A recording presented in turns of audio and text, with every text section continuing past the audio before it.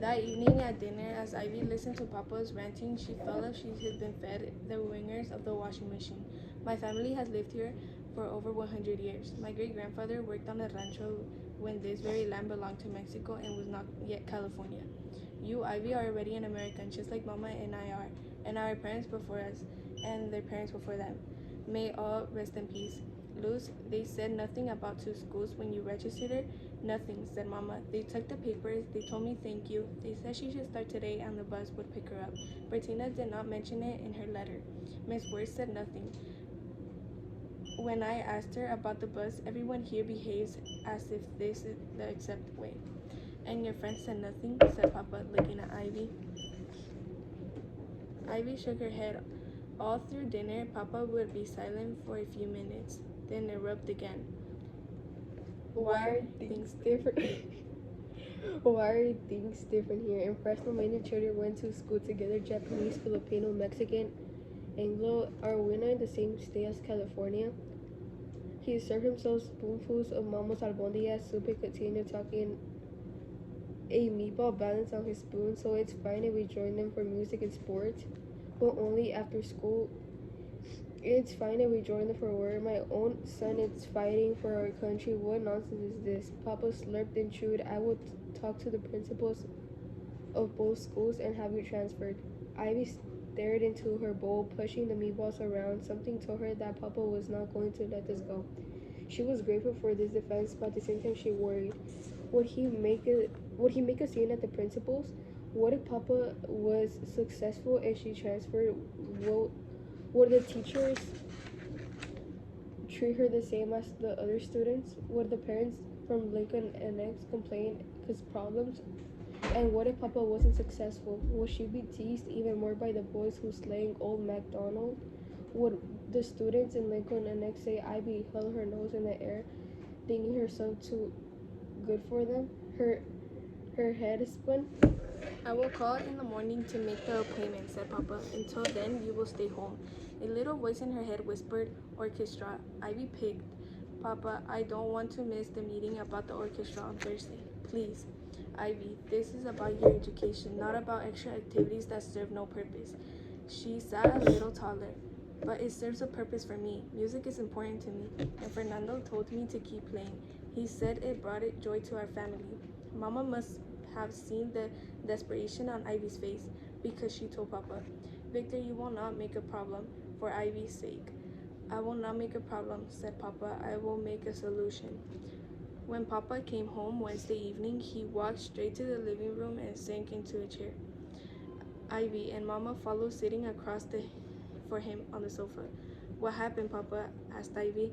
Papa just shook his head, looking defeated. Victor, Mama pressed. He cleared his throat. The principals both said the same thing, that this was district policy.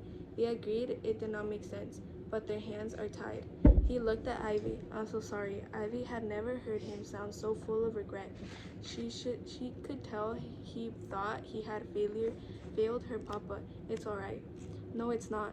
If things stay the same, it will never be all right. He looked at Mama, perplexed. He told me that the Mexican children are separated because of the language and health issues. Health issues? Asked Mama. Like what, Papa? I'm not sick, said Ivy. Papa frowned. The principal at Lincoln Main looked me right in my eyes and said that many of the Mexican children are dirty and need baths.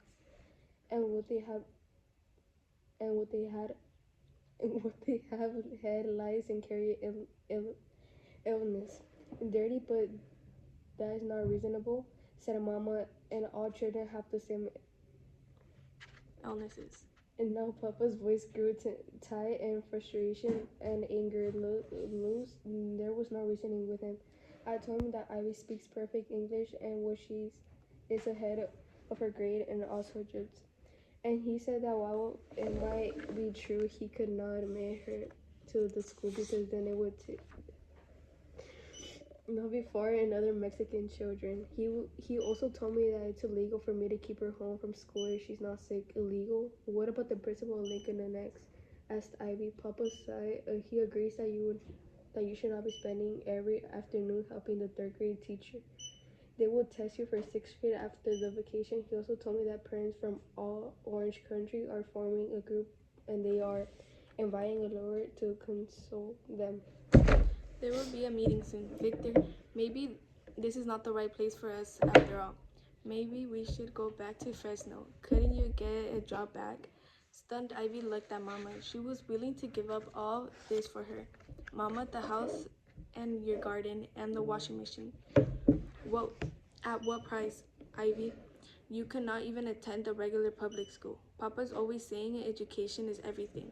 Papa rose from the chair and paced the room. That is a possibility. I am sure I could get my job back. He looked out in the front window into the grove, but he wasn't nodding in agreement. He was shaking his head as if he didn't want to leave all this. If they left, he would never get to fulfill this once in a lifetime opportunity. As much as he missed Araceli and Miss Delgado, Ivy knew in her heart that if they returned to Fresno, it would be a step backwards. It was just that Aceti's father had said everyone moves from LA Colonia sooner or later if they want to get ahead in this world. Ivy didn't want to risk all the things they had always wanted. Besides, Fernando was counting on her.